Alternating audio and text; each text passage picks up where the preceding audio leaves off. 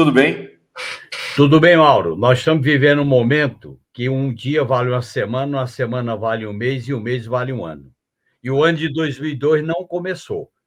O ano de 2002 só vai começar quando as urnas forem abertas e proclamar a virada política contra o desastre que atropela e arrebenta o país desde 2016 com o golpe, com a prisão do Lula. Portanto, nós estamos num momento de alta tensão. E esse momento de alta tensão é a sinalização do fim de uma tragédia, que foi a eleição do inominável, a prisão do Lula e o golpe contra a Dilma, e a destruição dos direitos. E a farsa não pode continuar com esse inominável, porque aí o Brasil vai para o cadafalso. Portanto, nós temos uma janela de oportunidades, que é ganhar essa eleição e iniciar um processo de transformação e reconstrução. Essas duas palavras são essenciais: reconstrução e transformar. Você não reconstrói um país sem transformar aquilo que foi desmontado. Qual é a característica do cenário político neste exato instante, Genuíno? A primeira característica, Mauro, é que nós atravessamos uma crise institucional. As instituições estão em frangalhos. Quando eu falo instituições, eu estou falando dos poderes e das instituições dos poderes. Fatos que acontecem na Procuradoria-Geral da República, na área militar, na área do judiciário, na área do Congresso, a vassalagem total. Então, é uma crise institucional, porque você não tem uma referência.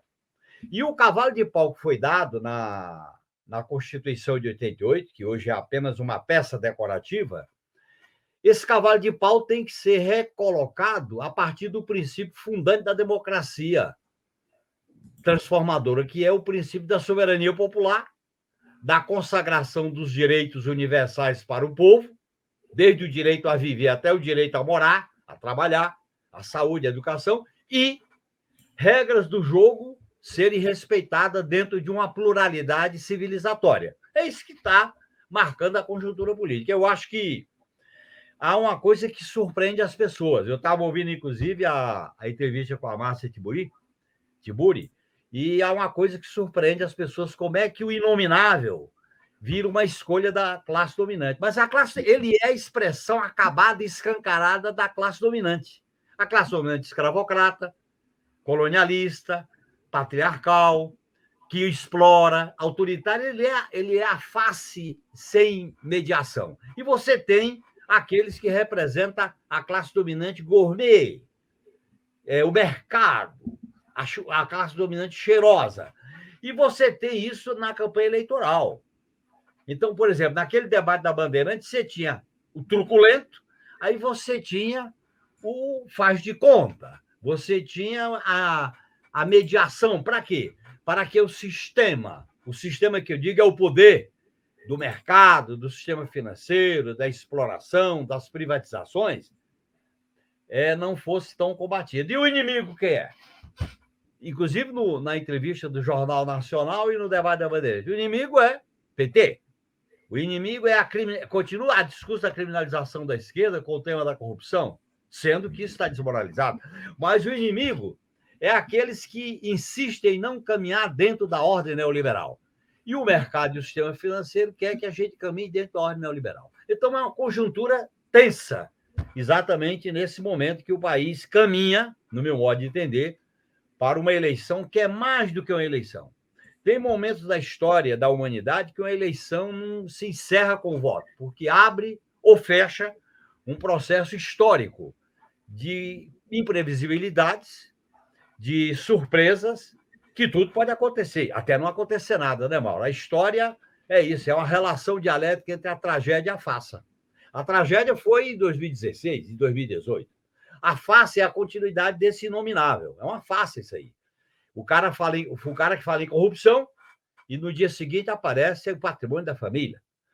Uma liderança do agronegócio, ao citar um hospital para defender a saúde, esquece que o nome do hospital se chama Luiz Inácio Lula da Silva.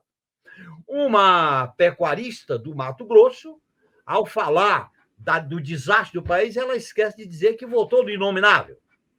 Quer dizer, e aparece um retórico do Nordeste, que a gente conhece muito bem, que quer ser vamos dizer assim, o ajustador de contas para igualar a esquerda com a extrema-direita. Esse é o espetáculo.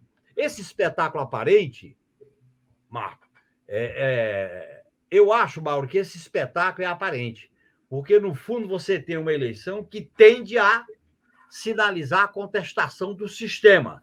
E eu acho que esse é o dilema nosso, da esquerda, do Lula. Temos que discutir o sistema que produziu essas mazelas. Bolsonaro não é um fato exótico, não é uma mazela ocasional. Ele é produto do racismo, do patriarcalismo, da exploração de uma elite que governa esse país de maneira truculenta desde a colônia e produz esse fenômeno. Sim. Você fala de... né, Mauro? Isso não nasce da noite para o dia, nem como cogumelo após Cuba. Não, estava comentando com a Márcia agora há pouco, Janino, semana passada, estava trabalhando, não estava de férias, mas fui para João Pessoa, trabalhei a partir de lá. Eu fiquei muito impressionado, Genuíno, com a oligarquia paraibana, né, com a presença. Eles, Zé, desde a colônia, eles dominam tudo. O poder judiciário está na mão deles, eles não deixam ninguém entrar. É só sobrenome oligárquico, o pessoal do Ministério Público, os juízes, os desembargadores. A economia é dominada por eles, tudo dominado. Fiquei chocado, assim, sabe? Passar na orla de João Pessoa e só tem bandeira do Brasil, que é, na verdade, bandeira bolsonarista, nas fachadas dos prédios da orla, onde moram os oligarcas ou aqueles que servem a eles. Então, é algo que é o que você falou, né? É estrutural do Brasil.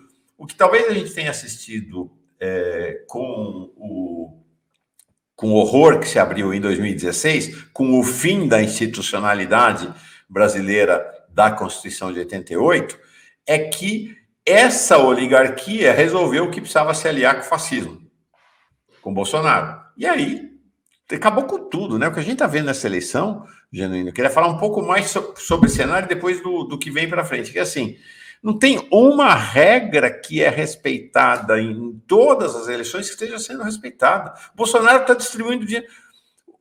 O que está se fazendo nesse período eleitoral é tudo contra a lei, tudo contra a lei. E as instituições não agem, né? Não agem. Se estabelece o vale tudo. E esse vale tudo é da natureza do sistema capitalista monopolista, dependente e privatista. Esse vale tudo para poder derrotar e impedir a esquerda. Então, a classe dominante trabalha com dois cenários. Ou segura o inominável de qualquer jeito para ganhar tempo, ou então tenta enfraquecer a inevitabilidade da vitória do Lula, tenta enfraquecê-lo, para que o programa do mercado e do sistema financeiro não seja colocado em xeque. É a encruzilhada, Mauro. E essa encruzilhada não é a primeira vez que acontece no Brasil. Aconteceu em 54, com o suicídio do Vargas, em 64, com o golpe. Aconteceu com a transição pelo alto, que não mudou por baixo. Eu nunca esqueço uma frase do Tancredo, quando eu participava dos comícios da direta, ele disse: doutor Ulisses, esse 1 milhão na Cinelândia não cabe no colégio eleitoral. Isso não tinha sido votado ainda a emenda da de Oliveira. Não cabe. O povo não cabe dentro das instituições. As instituições de justiça, do parlamento, da PGR, das Forças Armadas, não foram colocadas nem feitas para o povo. Então, você vê a arrogância da oligarquia nordestina. Inclusive, ela é hipócrita, porque ela mata e manda uma coroa de flores para a família da vítima e vai para o confessionário para se livrar do inferno. E esse jogo é um jogo barra pesada. Quando nós governamos, respeitando rigorosamente a Constituição de 88 e as leis, e fazia um governo de inclusão dentro da ordem, eles não tiveram escrúpulo em fazer o golpe. E esse golpe, eles querem impedir a discussão dele. É tanto que, como você vê nos debates, um setor gourmet da classe dominante tenta igualar Lula com Bolsonaro, que é uma insanidade. Você viu isso. Outros tentam, como se o Brasil estivesse começando agora, e esquece a história passada. E tem outros que começam a fazer um discurso ideológico do medo. Então, nós estamos diante de uma situação inédita. Eu acho que a eleição está se definindo por um plebiscito, na minha avaliação. Uhum. Eu acho que se não acontecer o plebiscito no primeiro turno, acontecerá no segundo turno. E eu acho que as tentativas de ruptura institucional são menos prováveis. Eu nunca descarto, num país como o Brasil, com as forças armadas que temos e com as instituições que temos, não descarto nada. Agora, a tendência provável é que a eleição se realize. E, ao se realizar, seja no primeiro ou no segundo turno, a tendência é que o Lula ganhe a eleição. Porque o Lula representa aquele fenômeno, Mauro, que, independente da vontade dele, é o novo que é simbolizado por ele. O Lula é maior do que ele. E o velho, o que é o velho? É a morte, discriminação, racismo, feminicídio, quilombolas sendo massacrado, a comunidade LGBTQIA+, sendo violentada. Esse é o velho. A exploração, privatização, dependência é o velho. E o Lula é o novo. Esse novo que é simbólico, subjetivo, que quer se libertar. O Brasil vive um duelo entre o velho e o novo há muito tempo. Sim. Getúlio nasceu do velho, resolve se distanciar e é suicidado, em 54. Jango nasceu do velho, resolve se libertar, é golpeado. E esse processo, ele vem marcando a história do Brasil. E o PT governou, tentou se libertar do velho, aí os caras disseram, está indo longe demais, botar o povo no orçamento, isso, orçamento não é para botar o povo, é para administrar o sistema financeiro e as dívidas. Aí golpearam. Golpearam e a cara de pau desse pessoal, pessoal. O Lula e o PT introduziu no Brasil a discussão sobre o papel das mulheres. 2 prefeitas de São Paulo, mulheres. A primeira presidente mulher. E aparece uma senadora, que eu tenho o maior respeito, como se ela fosse a paladina das cotas e da paridade entre homens e mulheres. E aí, quer dizer, é como se você passasse uma borracha nessa história. Você sabe que a história do Brasil tem uma política da invisibilidade. Uhum. O que aconteceu é invisível. Eu não estou querendo aqui ir para o ressentimento, eu quero ir para a lembrança. Sim. A lembrança é transformadora, porque você traz para o presente e para o futuro. E eu acho que nós vamos enfrentar uma encruzilhada, porque esse velho quer se modificar sem se mudar, quer dizer, o mercado, ajuste fiscal. Por que que... E eu acho, mas você conhece isso melhor do que eu, não há coisa mais clara do que o papel da mídia corporativa quando tem um momento de disputa. Ela é o partido da ordem, como dizia o grande Gramsci. Sim. Veja, não é por acaso que os 2 grandes jornalões fazem matérias estratégicas, um sobre o êxito das privatizações e o outro sobre o papel do ajuste fiscal, para fazer com que o mercado tutele o que vier desse processo eleitoral. Exatamente nesse assunto que eu queria entrar. Está aqui, o Carlos Augusto de Bonis Cruz já também introduz o assunto. O que me preocupa é qual o jogo da direita para emparedar o governo petista. Tebet está sendo lançada como terceira via, o inominável queimado. Haverá tempo?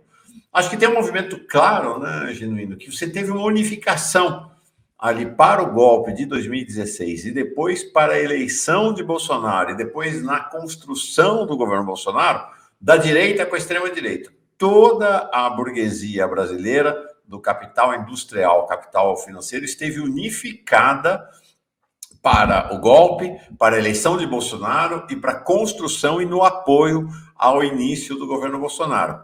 O cenário e isso está claro, né? Você estava fazendo, você não citou o nome dela, mas a Simone Tebet acho que é um bom exemplo disso, porque ela, do que está acontecendo hoje, que você tem um racha nessas classes dominantes brasileiras, em que ainda uma parte está com o Bolsonaro, mas outra parte rompeu.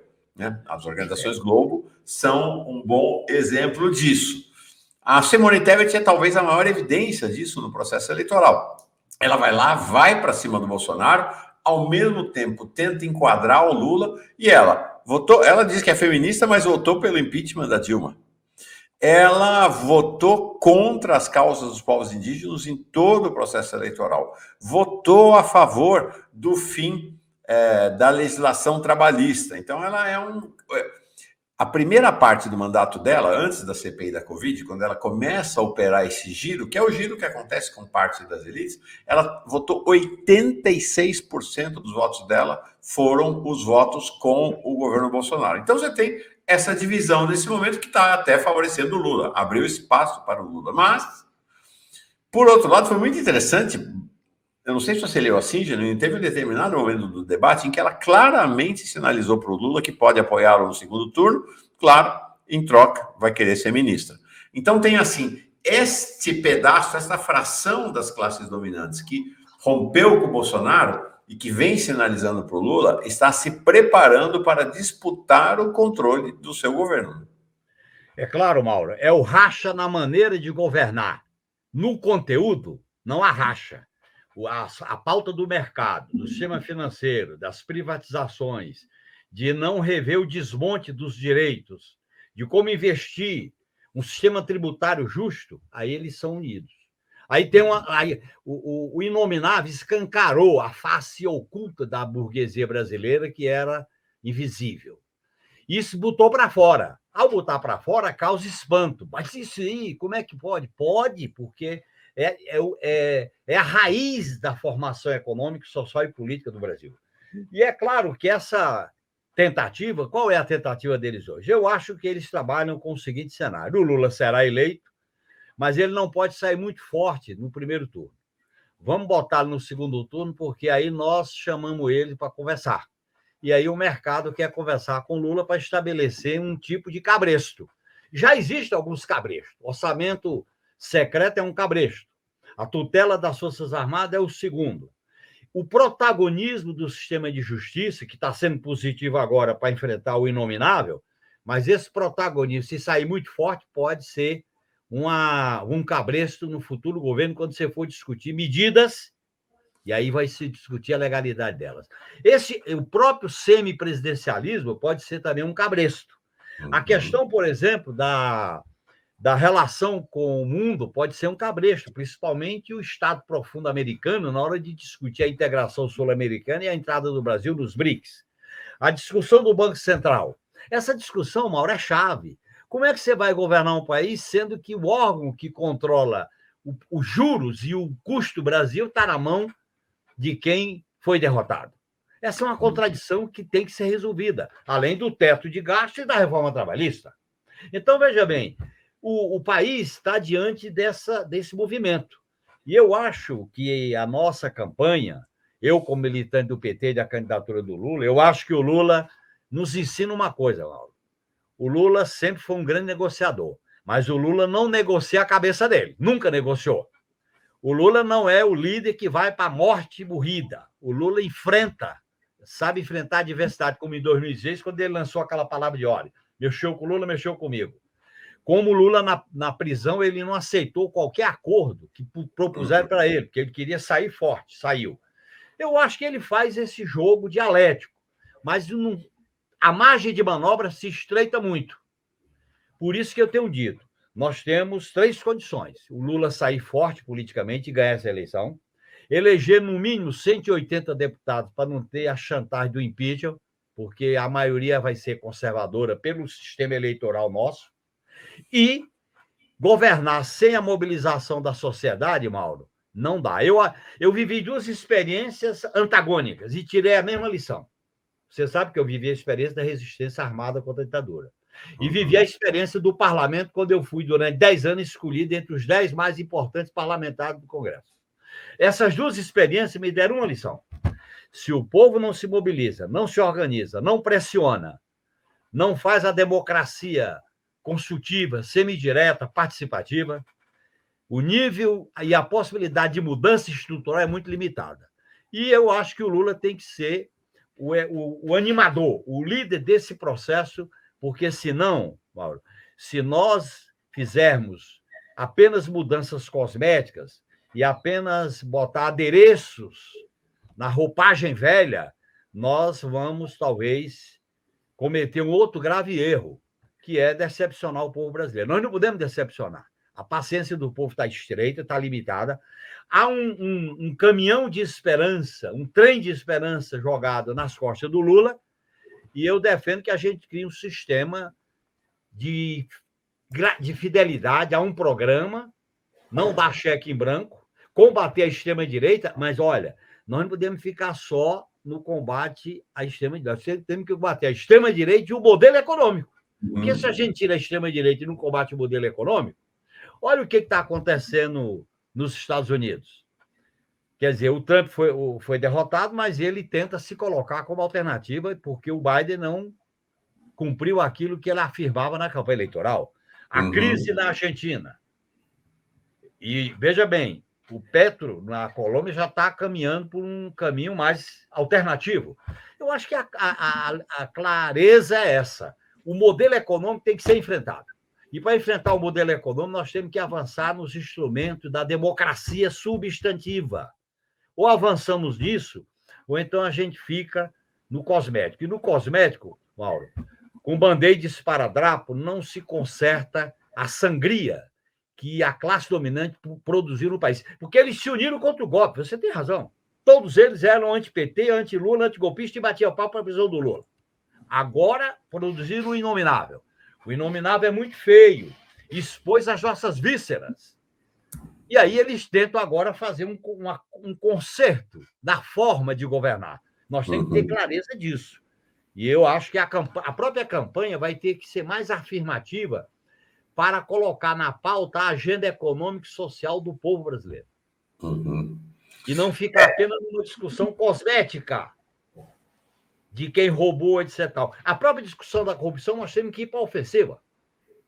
Uma vez eu fui perguntado por um colega teu da grande imprensa qual era o erro do PT. Eu digo, eu topo fazer autocrítica.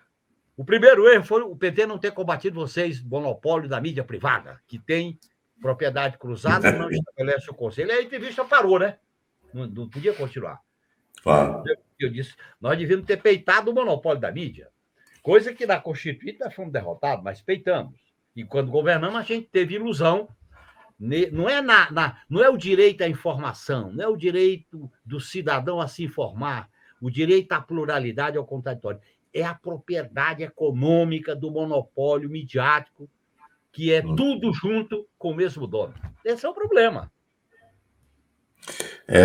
Você traz é fantástico isso. É isso aí. Nós vamos falar um pouco mais sobre essa questão da luta para a formação do governo e os rumos do governo. Mas antes, você traz uma questão interessante. Parece que nessa altura do campeonato, porque, vamos dizer, a burguesia brasileira, os ricos e milionários são realistas, eles não são delirantes, né? Delirantes são essas frações da extrema-direita aí, alucinadas ao redor do Bolsonaro. Eles não têm nada de delirante. Então, o candidato deles nesse momento, desta fração mais realista, não é o Bolsonaro, o candidato não é a Simone Tebet. Me parece que você traz uma questão importante. O candidato desta fração, talvez até majoritária, dos ricos e milionários brasileiros, da burguesia brasileira, chama-se segundo turno. Exatamente. Esse é o candidato deles hoje. Esse é o candidato, porque tendo segundo turno, Mauro, eles vão forçar uma negociação com Lula. Por isso que eles se incentivam aqueles candidatos ali tinha 4 candidatos na Bandeirante, ali era uma aula de política. Você tinha 4 candidatos do mesmo sistema e tinha um que era o inimigo. E cada um mudava a tática. Qual é o interesse ali? O partido do segundo turno. Porque tendo segundo turno, ele não sai tão forte e vai ser obrigado a negociar, porque nós temos o fantasma. Qual é o fantasma? O inominável. O inominável está sendo útil para dizer, olha o que nós temos, olha o pânico, olha o terror, olha o desastre. Então, maneira. E você sabe que isso pega setores da esquerda, isso atrai setores progressistas, porque diz, olha o pior. Eu até entendo que o pior é isso continuar. Mas se isso continua governando ou com muita força, nós vamos fazer um governo meio raquítico, meio anêmico, porque a pauta do governo não vai enfrentar essa hegemonia, a hegemonia da financiarização do mercado, das privatizações. Esse é o problema que nós temos que considerar. Por isso que eles aquele debate da entrevista da Globo deu uma lição ali. Eles diziam, não, Lula, você é um cara habilidoso, mas o PT. Mas o que significa isso? A base, e os militantes, e o PT, e o PSOL, e o PCdoB, e os sindicalistas, como é que vão fazer? Esse é o problema. Eu vivi esse dilema, Mauro, quando nós começamos a governar em 2003, a mídia corporativa dizia o quê? O problema não é o Lula, porque o Lula tem uma equipe econômica responsável. O problema é o que vem do movimento sindical para aparelhar o Estado. Porque eles não queriam perder o controle das agências, o controle das estatais, o controle do sistema financeiro, o controle das indicações que eram feitas. Isso é um problema que nós temos que saber enfrentar, e você tem toda a razão. O partido da elite é o segundo turno. E aí ele sabe que esses candidatos que eles estão inflamando aí não vão ganhar. Ele sabe. Não. Mas pousa, dá entrevista, a biografia, a história. Eu conheço bem, esse fato de ter vivido 26 anos no parlamento, ele conhece bem. Eu conheci muito o senador Ramos Teve, que era o pai da Simone. Aliás, com ele eu fiz grandes enfrentamentos do Senado, porque ele era o presidente do Congresso. Eu conheci o Mato Grosso do Sul porque eu fiz campanha para o Zeca do PT. O governo do Zeca do PT, essas oligarquias. Uma vez eu estava conversando com muita gente lá e eu disse, a discussão, eu disse, eu, Mercadante, Zé de Seu, Busquem, nós saímos de uma reunião e disse, nós estamos discutindo com o Museu do Poder. O Museu do Poder é os oligarcas, Sêmen, Antônio Carlos, Sarney, aí vinha a turma lá do Mato Grosso, do agronegócio, é o museu. E aí eles querem ser civilizados conosco. Mas na hora que a gente avançar um pouco, aí eles nos golpeiam pelas costas, como fizeram com a Dilma, como fizeram com o golpe. Por que eles começaram essa história? Olha bem, Mauro. Desde 2005, eles botaram o Lula na alça de mira, porque era 40 e faltava o Alibaba. Aí foram perseguindo. Eles deram o golpe na Dilma para quê? Para atingir o Lula. Isso é estratégico. Agora o Lula está diante de uma responsabilidade que é muito forte. Eu, nesse sentido, eu sou muito solidário com ele. Eu me emociono com ele, porque a responsabilidade de não frustrar o povo brasileiro. O cara tem 76 anos, passou pelo que passou. Eu até disse para ele uma vez, Lula, fala o seguinte, você chega e diz, olha, eu fiz isso, sofri isso. E vocês, que mandam no país, qual é o sacrifício de vocês para diminuir a fome, o desemprego, a miséria, a desesperança do povo? Vocês vão dar alguma coisa? Vão conceder? Porque essa elite que você viu no Nordeste, eles não cedem. Não cedem, nada. Eles nunca perderam, Mauro. Sempre ganharam. Agora, eles não podem ganhar conosco, né? É isso aí. E é uma desfaçatez absurda. Tempos atrás, eu estive também lá no Nordeste, não na Paraíba, em outro estado, com uma pessoa de esquerda, do PT, que havia sido prefeito. E essa pessoa relatou o seguinte, então não vou falar nem o nome do santo, nem detalhar o milagre, mas eu vou dizer o seguinte, Mauro, eu tomei posse na prefeitura. 15 dias depois, veio aqui o dono de um meio de comunicação de uma dessas redes nacionais, da Record. E ele veio, conversou e pediu uma audiência, sentamos e conversamos, e ele falou, olha, prefeito, é o seguinte, o esquema aqui funciona assim. Quando chega o final do ano, a prefeitura é que banca o 13º dos meus jornalistas e dos funcionários do meu esquema de televisão. O cara olhou assim, como assim? Não, a gente faz uns contratos e aí todo aquilo que a prefeitura me paga mês a mês, quando chega novembro, ela paga dobrado, que aí garante o 13º. A gente falou, quer dizer, então que o povo aqui da cidade paga o 13º da sua empresa? Ele falou, é. Aí ele falou, não vai ser isso. O sujeito operou para a derrubada deste prefeito durante 4 anos, de maneira aberta. Mas é deles o dinheiro. O dinheiro do Estado é deles. É essa cabeça com a qual essa oligarquia funciona. Eu estou falando da oligarquia nordestina, mas quero dizer para vocês o seguinte, Genuíno veio do Nordeste e está em São Paulo, eu sou de São Paulo é igualzinho. Não tem diferença nenhuma. São as oligarquias no país inteiro, tá? No país inteiro. É assim que funciona, né? É assim que funciona. Agora, o cenário é um cenário complexo, desafiador, porque quando Lula assume em 2003, você tinha um cenário de vigor das organizações políticas, dos sindicatos, muito maior do que aconteceu agora. A verdade é que o projeto dessa elite deu certo com a derrubada da Dilma e depois Bolsonaro. O Estado foi esfrangalhado, o Estado perdeu força, as privatizações aconteceram e os sindicatos, se não foram destruídos, foram extremamente fragilizados. Então, você tem uma questão complicada que o Lula, que assume em 2023, se vencermos a eleição, ele assume com um entorno da esquerda e das organizações do movimento social muito fragilizado do que aquele de 2003. Né? E a política, Mauro, foi criminalizada, deslegitimada e enfraquecida. É tanto que você tem um personalismo exagerado na política. Porque na medida em que a política é criminalizada, e ela foi criminalizada no Mensalão, foi na Lava Jato, ela foi criminalizada nas várias tentativas de derrubar a Dilma, ela fica, aos olhos da população, ela não representa aquilo que é o sentido da política, que é a expressão dos conflitos, da soberania da disputa e do choque de classe.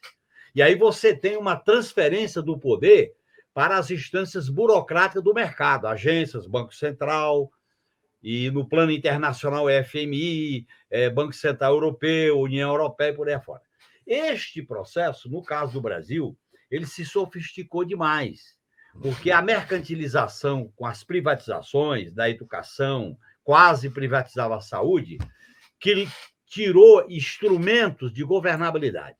Então, veja bem, nós temos que criar instrumentos de governabilidade. Uma das questões centrais desse modelo é criminalizar também os movimentos sociais. Os sindicatos foram destruídos e os movimentos sociais ou foram destruídos ou foram cooptados.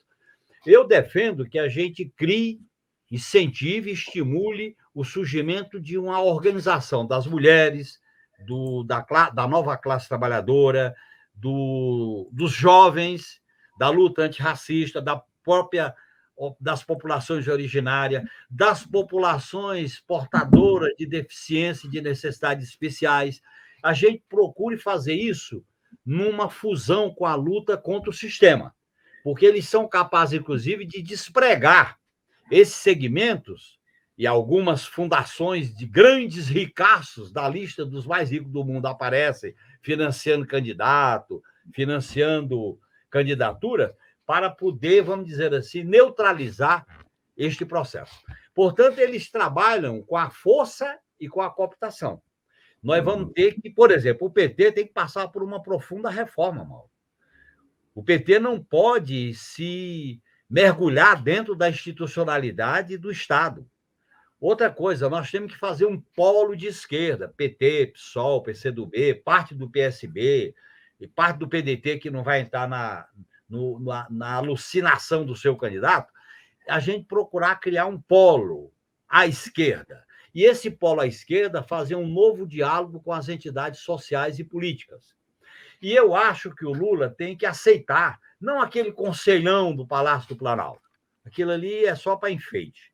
Eu conheci muito aquilo ali, não servia para muita coisa. Mas ele tem que criar uma concertação popular com esses novos sujeitos, com base num pacto. Eu não quero ninguém no governo, não vou botar ninguém no governo, mas também não vou ser contra nenhuma manifestação. Vocês não me dão cheque em branco, mas eu também quero um pacto de discutir tudo com vocês. E aí mudar essa relação. E aí nós vamos ter que enfrentar um problema, que é uma mudança no sistema de representação e no sistema partidário, que é a democracia substantivada com participação popular, via orçamento, a questão do plebiscito. Em algumas questões nós temos que fazer plebiscito da maneira que não daquela propaganda simples que o Ciro fez na entrevista, mas um plebiscito que você propõe revogar determinadas questões, em relação, por exemplo, Petrobras, Eletrobras, base de Alcântara. Eu acho que nós temos que inovar no modelo de governabilidade. Se a gente repetir o modelo antigo, eles têm maioria no Congresso, eles têm o sistema de justiça, eles têm a polícia, têm o Ministério Público, e aí vão ser todos ávidos para pegar e palmilhar uma denúncia e botar o governo na defensiva. Foi assim que começou com a ideia do mensalão, depois veio com a ideia do cartão corporativo, veio a crise aérea, até chegar na disputa de 2014. É claro que o Lula tem uma força muito grande, Mauro. Quando ele elegeu o Haddad contra o Serra na capital quatrocentona, e São Paulo não é qualquer coisa, São Paulo é o único estado da federação, Mauro, que nunca teve rotatividade do poder. A classe dominante sempre governou aqui. Todos os outros teve. Bahia, Rio Grande do Sul, Ceará, Rio de Janeiro. Aqui não. Minas Gerais já teve, aqui não. Aqui é o quatrocentão da Revolução de 32, entre aspas. E aí, veja bem, aqui não tem nem a Avenida Getúlio Vargas. Talvez seja o único estado que não tem a Avenida Getúlio Vargas. Tem 9 de julho. Então, olha bem, eu acho que tem um reacionarismo incrustado aqui em São Paulo. E nós temos que eleger o Haddad, é estratégico, porque nós quebramos um elo das pernas da classe dominante, que é São Paulo. Eleger o Freixo do Rio de Janeiro é um achado, porque nós vamos reestruturar o Rio de Janeiro não como essa antiga capital saudosista. Eu acho que... E aí vamos enfrentar as milícias. Tem que saber como enfrentar as milícias. Então, eu acho que nós temos um período de tensão. O governo do presidente eleito, seja no primeiro ou no segundo turno, eu acho que vai ser o Lula, será um governo de disputa. A direita vai puxar para um lado e nós, da canhota, temos que puxar para o outro. Senão, eles brecam o governo, como aconteceu em alguns momentos. Para isso, a gente tem que estar unido. A esquerda tem que ter noção de unidade num programa, em plataformas, para se relacionar com a população. Tem coisas que nós não podemos deixar de fazer. Por exemplo, a questão do desmatamento da Amazônia tem que ser feita. No mínimo, uma moratória por um determinado período até se reestruturar. Demarcação das áreas indígenas é imediato, isso é por decreto. A questão, por exemplo, da fome é imediato. Não dá para ficar... A gente não pode ficar governando o país e as pessoas passando fome. Tem coisa que a aparência fala por si só. Entendeu? Então, nós vamos ter que enfrentar algumas coisas emergenciais e outras mais estruturais. Eu acho que será um período de tensão, de extrema disputa, porque a extrema-direita vai vir para cima. Ela vai perder a eleição e vai vir para cima. E aí ela vai se unir com a direita gourmet para fazer aquele discurso cheiroso. Né? O discurso que é todo requintado, é todo maquiado. E nós vamos ter que ter... Nós não podemos ter ilusão ao governar. Nós temos que saber fazer o que é aplicar aquela lei. Primeiro, vamos cuidar dos fiéis, depois os aliados, por último, os adversários, e por último, os inimigos. Quando a gente muda essa escala, nós podemos cometer erros graves de ilusões. E eu acho que a própria eleição, Mauro, está ensinando isso. Quem achava que ia ser um passeio, está se dando conta que não vai ser. Quem achava que era o Lulinha Paz e Amor, está se dando conta que não adianta. Ele vai com Paz e Amor, um debate, e os caras vêm tirar a peixeira da bainha. Não adianta achar que vai ser o já ganhou. Você não tem o já ganhou. E nós temos que estar preparados, até porque, se a eleição representa esse enfrentamento politizado, a gente cria condições da campanha para fazer uma governabilidade transformadora. Não pode ser a governabilidade do status quo. Vários comentários aqui, Zé, e aí ainda quero colocar algumas questões realmente muito instigantes às suas reflexões. O Gilberto Cruvinel, nosso companheiro aqui, amigo genuíno, tua presença no parlamento ou no ministério, hoje mais do que nunca na história, é imprescindível. Gilberto, sobra o ministério, porque candidato ao parlamento, o Zé não é nessa eleição. Vai ficar para o ministério, mas o ministério não é tema neste momento aqui no país. Ana Maria Santeiro, excelente conversa com o Genuíno, merece um corte para compartilharmos. De fato, e vai haver, tá? Já aviso que haverá. Totonho, Lula, 2301. Ele diz aqui, Genuíno, não seria imperativo a criação do Ministério Popular? Ou não de um órgão, Ministério Popular, será? De um ministério que seja efetivamente vinculado aos segmentos, aos movimentos sociais. Gerinaldo Costa, bom dia, tá certíssimo, Genuíno, o PT tem que se repensar. Carlos Alberto de Bonis Cruz, a governabilidade será conseguida através da comunicação direta e mobilização com o povo. Ela dará amparo às reformas necessárias, explicar tudo e os porquês, com o povo mobilizado. Acho que nesses chats todos, Zé, tem uma questão importante que o Lula tem uma retórica de paz, mas o Lula, ele sabe que essa retórica é fundamental, é uma retórica importante. Mas a eleição e posse de Lula não encerra a guerra. Apenas muda o cenário da guerra, muda a correlação de força. Mas a guerra vai continuar ainda mais com um governo que terá uma oposição da direita tradicional em aliança com a extrema-direita, que é quem vai dar o tom. O tom da oposição será dado pela extrema-direita e não pela direita tradicional, né, Janine? Já que você falou em guerra, vamos usar o conceito de tática. Veja bem, a tática vai ser fundamental no novo governo.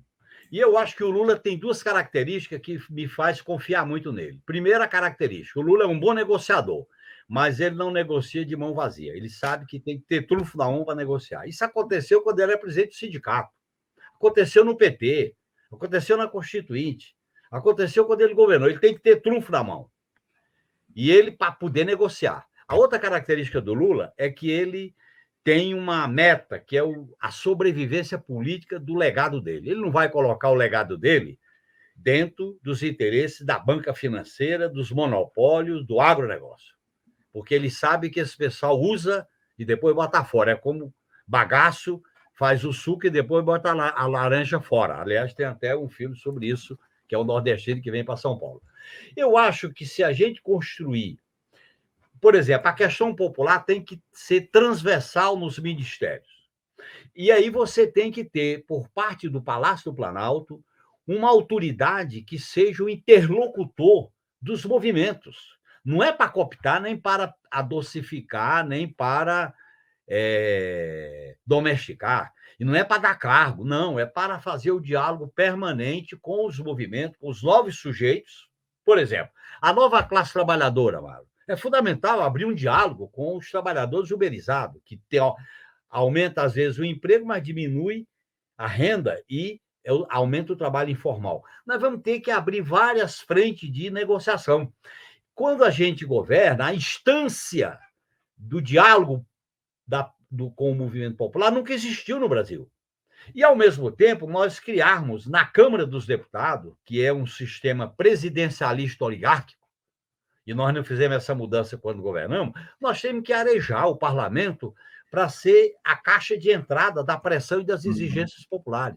Aquilo que o Ulisses soube fazer quando o Sarney estava na lona, e ele dizia, eu tenho que fortalecer o parlamento como solução para impedir a volta da ditadura. Ele dizia, um dia entra a sandália havaiana, que era o povo, outro dia entra os engravatados, cheirosos, perfumados da Febraban e das Fiesp da vida. Esse é o processo que eu acho que é fundamental. E, para mim, a direita vai tentar separar o Lula dos movimentos e do PT. A direita vai tentar dizer, você é estadista, mas os seus amigos não. A direita vai tentar fazer a agenda moralista. Isso que eles estão discutindo sobre a corrupção é para continuar com a mesma ideia da criminalização da política, que é através das bases teóricas e jurídicas da Lava Jato, que não foram alteradas. Quer dizer, e então o Lula foi inocentado e ele não deve nada à justiça, mas o sistema que o condenou está intacto. Então, nós temos que fazer reforma. Por exemplo, a lei da delação, a lei da organização criminosa, a lei antiterror, a própria lei da ficha limpa, que o Supremo tem avançado no sentido de criar esse conceito reacionário do limpo e do sujo. Isso tem que ser mudado. Eu defendo essa posição de maneira muito clara. Porque a questão democrática no país, Mauro, hoje ela tem uma dimensão que não é como nas diretas. A dimensão dela é como arejar as instituições burocráticas do Estado. Quando você vai falar com a CGU, com a AGU, aquilo ali são casamatas da ordem. Quando você vai discutir com a PGR, aquilo ali está... Você já viu como é que é o prédio da PGR? O prédio da PGR fala por si só. Aliás, o Niemeyer é gênio. Ele reflete o poder nos prédios. O prédio da PGR é o seguinte, quem está dentro vê tudo lá fora, e quem está fora não vê nada dentro. Aquela coisa, aquela roda de vidro, fumê. É verdade. Então, quem está dentro vê tudo, mas quem está fora não vê quem está dentro. Que é o Ministério Público. É um poder autônomo, maior, com mais autonomia do que o Judiciário, do que o Parlamento, do que o próprio Presidente da República. Nós vamos ter que mexer nessas questões. Então, eu acho que o Brasil vai ter que passar neste processo, não agora, eu já falei isso aqui, por uma reformulação da Constituição, porque a Constituição foi liquidada com o golpe de 2016. Você sabe que a Constituição de 88, eu já falei isso para ti, ela foi um pacto de empate. O desempate se deu com o golpe de 2016 e com as reformas posteriores. Nós vamos ter que recolocar uma nova pactuação com as instituições da democracia participativa, representativa, partidária, para enfrentar essa questão. E, no meu modo de entender, a questão que mais facilitará o novo governo é a situação internacional, Mauro, porque o mundo está entrando numa situação de multipolaridade. Eu acho que o Lula tem um papel e uma trajetória e uma capacidade de liderança mundial, e vai ser muito fácil a gente construir uma reintegração da América Latina e discutir a participação nos BRICS. Por isso que você viu que a direita, a extrema-direita, quando fala, a extrema-direita, gourmet, inclusive, quando fala da Nicarágua, quando fala da Venezuela e de Cuba, é para botar o conceito do inimigo. O conceito de inimigo para impedir a integração. Então, veja bem, não é por acaso que o Inominável botou o Chile na alça de mira. Daqui a pouco ele bota a Colômbia, porque ele quer criar obstáculo para a integração sul-americana. Porque nós temos um subcontinente que é o subcontinente mais estratégico do mundo, em água doce, proteínas, minério e o pré-sal. Não é qualquer coisa. Então, veja bem, eu acho que nós temos que ter uma visão estratégica do que nós vamos fazer com o país. E eu acho que o Lula, como estadista, ele tem que fazer este processo. E a questão central é as bases de um programa democrático e popular. Derrotar o inominável é o primeiro passo, mas nós não podemos ficar só no inominável. Nós temos que mexer nas bases econômicas que pariram o inominável. Porque ele não é um trovão num céu de tempestade. Ele é mais do que isso. Ele foi usado e abusado para criminalizar o PT. E ele ainda é usado. Os caras, inclusive, fazem dobradinho com ele. Por que a aprovação dele cresce no eleitorado mais rico? Não é por acaso.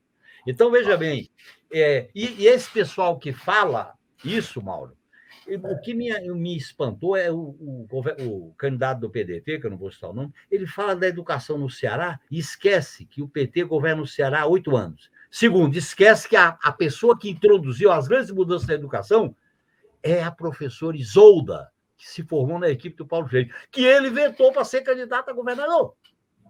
E ele aparece como sendo o cara que fez a revolução pela educação no Ceará.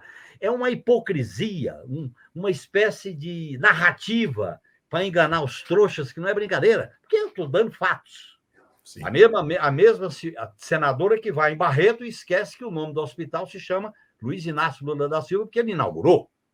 Está entendendo como é que é? Quer dizer, essa elite, a esquerda não pode ter ilusão na elite. Eu não quero fazer guerra com a elite, porque eu defendo que a democracia é um sistema de polarização, de disputa, não é de adversário e inimigo. Não é de inimigo, é só de adversário. Você não tem inimigo. Você não vai matar nem destruir ninguém. Você tem adversários. Agora, nós temos que saber qual é o nosso lado.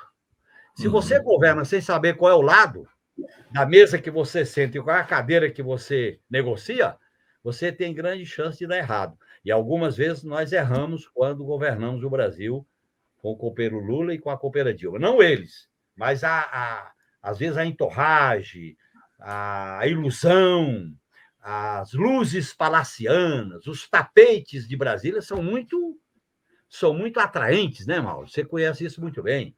Eu, Sim. Por exemplo, achava que 1 minuto no Jornal Nacional era uma coisa que fazia a revolução. Depois eu percebi que esse 1 minuto que me davam, depois virou 5 minutos para me detonar, porque eu era presidente do PT. Então, isso é luta de classe, isso é confronto, isso é polarização política. E eu acho que nós estamos tendo uma aula de política com o que está acontecendo nessa campanha eleitoral. Eu fico olhando aqui esse debate, você vai querendo os personagens dessa fauna plural do que está em jogo. E o invisível parece que não aparece, né? Quer dizer, o cunhado do Abílio Diniz, o genro do Abílio Diniz, aparece como sendo o novo do mundo, cuja ideologia neoliberal é a solução para as desgraças do planeta. E veja bem o que está acontecendo. Aí isso casa com um jornalão que faz uma matéria sequencial sobre privatizações, um outro sobre isso. É um sistema, e nós temos que ter noção desse sistema que tem que ser enfrentado. Não é a pessoa do indivíduo. Aliás, a campanha eleitoral centra muito nos indivíduos e não no sistema. Esse sistema que a estética tenta esconder. E nós, como militantes, temos que tirar as vestes. Nós temos que tirar. As vestes da Lava Jato foram tiradas pelo acaso que foi o Walter Delgatti. Se não fosse aquele hacker, essas vestes tinham sido. A Lava Jato não tinha sido despida, né, Mauro? Então, eu acho que o país está vivendo um momento. E talvez, de certa maneira, agora a gente esteja assistindo o mesmo processo com essas reportagens lá da Juliana Dalpiva e do Felipe Hard, né? Que é as vestes do bolsonarismo estão sendo desvestidas com essa revelação que, de fato, é estarrecedora do ponto de vista eleitoral, que o clã comprou 107 imóveis, praticamente a metade deles, 51 em dinheiro vivo, numa soma só do dinheiro vivo de mais de 25 milhões de reais. E ele disse que não acabou, né? O curso dele contra a corrupção. Vivo, né, Mauro? Oi? E ele disse que não há nada demais em comprar com dinheiro vivo. Pois é. Mas o fato é que acabou, né? O discurso deles contra a corrupção está liquidado depois disso, da mesma maneira como o Moro ficou liquidado depois das revelações do Delgatti, né? Isso é verdade. E eu acho que esse processo nós temos que resolver, teoricamente e politicamente, de como enfrentar a corrupção. Porque a corrupção no Brasil sempre foi usada pela extrema-direita para combater as mudanças progressistas. 64. Foi em 54, em 62 e em 2016. Claro. Então, nós temos que ter uma postura. Ter, por exemplo, e a corrupção no setor privado? E a relação do setor privado com o setor público? E a corrupção dos mecanismos de exploração, de autonomia das agências de bancos? Ô, Mauro, todo cara que parta na diretoria do Banco Central, por que vai exercer um alto cargo do sistema financeiro? Até agora, inclusive, os que passaram pelo nosso governo. Ninguém fica desempregado. Vai para o sistema financeiro. Isso tem que ser enfrentado, essa promiscuidade entre o sistema financeiro e Banco Central, agências reguladoras. Isso é uma maneira de apropriação do interesse público. Nós vamos ter que discutir isso. Não é com esse republicanismo de autonomia da corporação, é o princípio da democracia, do controle público, da transparência. Por isso que o sigilo de 100 anos tem que ser revogado. E nós temos que aplicar a lei de acesso à informação do governo Dilma, e nós temos que tirar essas leis penais, mudar essas leis penais abertas, que dá um poder supremo ao juiz e ao tribunal. As leis penais têm que ser fechadas, isto é, não cabe interpretar nem fazer interpretação criativa. Eu acho que nós temos uma agenda pesada para reconstruir e transformar o país. Agora, isso para se dar, Mauro, tem que ter negociação, sim. Eu não sou contra negociar. Agora, a negociação a gente tem que saber qual é a nossa posição. Quais são os termos dela, né? Por exemplo, uma questão interessante... Qual é o lado da mesa que eu vou me sentar e com a minha cadeira? Quando você muda... Está evidente que, neste primeiro momento, o capital financeiro está querendo impor o Alckmin como ministro da Fazenda. Eu te digo, conhecendo o Lula como eu conheço, não sei se essa é a tua opinião também. A chance do Alckmin ser ministro da Fazenda é zero. Sabe por quê, Mauro? E eu conheço o Lula. Um dos erros do meu amigo, meu companheiro, que eu respeito muito quando foi chefe da Casa Civil, foi achar que deixou a ideia que podia ser o primeiro-ministro. Não dá. Com o Lula tem uma noção exata do que ele representa. Aliás, quando ele se reunia com a gente, o Zé Disseu, o Mercadante, o Chico, ele dizia: vocês saibam de uma coisa, eu sou companheiros e companheiros, vocês podem dar qualquer tipo de opinião, mas a força de vocês chega no Zé Alencar e em mim. Pronto, aí para. Ele falava isso conosco, entendeu? Então, eu acho que o Lula tem noção, eu acho que ele tem uma capacidade de intuição muito grande, e ele não vai, eu acho que ele vai... Agora, ele tem lealdade com as pessoas, eu acho que ele tem uma lealdade muito forte com o Alckmin, e o Alckmin é vivo o suficiente para não querer fazer sombra para o Lula. Aliás, ele está mostrando isso na campanha eleitoral. Eu não era a minha escolha, você sabe disso, mas eu acho que a aliança é ampla mesmo, está dada pelo Lula, e é tanto que eu estou achando que o fundamental para a esquerda agora é construir um polo dentro da campanha ampla, dentro da frente ampla, construir um polo mais definido, mais coerente para enfrentar essas questões, principalmente ao discutir temas da agenda, tutela militar, a questão de Banco Central independente, teto de gasto, a questão da reforma trabalhista, a questão, por exemplo, da integração sul-americana, são questões chaves. E eu acho que é fundamental, Mauro, nós temos, é urgente a gente discutir imediatamente a questão da agenda das mulheres, da luta das mulheres, por exemplo. Não é por acaso que esse debate entrou forte, essa questão. E nós não podíamos ficar na defensiva. O PT, a primeira mulher prefeita de uma capital foi a Maria Luísa Fontinelli, que foi criminalizada e fez um governo de isolamento total. Maria Luísa Fontinelli, em 85, de uma capital. Depois veio Marta Suplicy e Luiz Erundina, em São Paulo. Depois nós colocamos muitas mulheres combativas no ministério. Foi o ministério que teve mais mulheres proporcionalmente. E uma presidenta, mulher, que foi derrubada em grande parte pelo preconceito misógino. Então, nós temos que dizer quem é que tem autoridade para falar sobre os direitos da mulher. A questão da comunidade LGBT, Mauro. Eu batalhei e fui discriminado porque eu defendia a união civil, que era a bandeira dos movimentos. A luta contra o racismo, nós batalhamos, a esquerda batalhou com o projeto do Caó e da Benedita para criminalizar o racismo como crime insuscetível de graça, anistia e imprescritível. E foi uma das grandes bandeiras nossas da Constituinte. Então, nós temos que mostrar que a memória nos dá autoridade para fazer mudanças mais profundas ainda. Eu acho que esses temas nós temos que ser ofensivos. Porque, senão, a direita maqueia, faz uma maquiagem desses temas para despregar do projeto. Aí, de hora para outra, você vê capitalista sendo feminista, sendo antirracista. E é interessante, não sei se você se lembra, eu me lembro disso porque eu estava na presidência do PT. Quando o Lula começou a governar com o Bolsa Família, eles diziam, é o Bolsa Eletrodoméstico, é o Bolsa... Eles criticavam, inclusive caras importantes da mídia corporativa. Chamava a Bolsa Família de Bolsa Eletrodoméstico. E dizia que o Brasil não tinha racismo. Tem um livro histórico que era importante nas escolas militares, cujo título, eu não vou dizer o autor, porque as pessoas se lembram, era O Brasil não é racista, não somos racistas. Então, isso tudo está se desmontando. Agora, ao desmontar, eles querem manter alguns anéis para não perder os dedos, principalmente o dedo polegar, né? Esse é o problema que nós vamos enfrentar nessa transformação de um Brasil pela via democrática. Eu estou defendendo a transformação pela via democrática. Sim. Mas é importante clarear disso, né, Zé? A gente fica estigmatizando. É democrática. Você não está defendendo a Revolução Armada.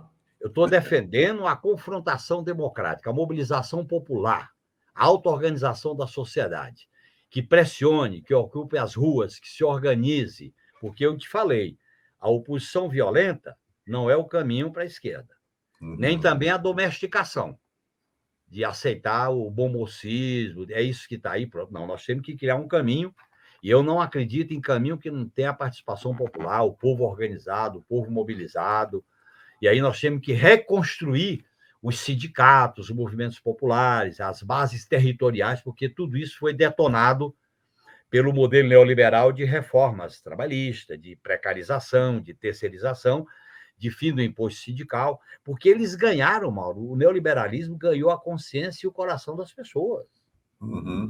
Criou o medo, criou o individualismo, criou a ideia do texto da Bíblia e da arma e do capital. Você tem uma santa aliança aí, é o capital lá em cima, o texto lá embaixo, a farda, que é a força, e no limite você tem uma sentença judicial para dizer quem é criminoso ou não. Esse é o problema do novo sistema, que alguns chamam de guerra híbrida, que existe no mundo e está tendo muita influência nos países da periferia capitalista, como o Brasil, como Colômbia, como o Peru, como Bolívia, como a Argentina e etc.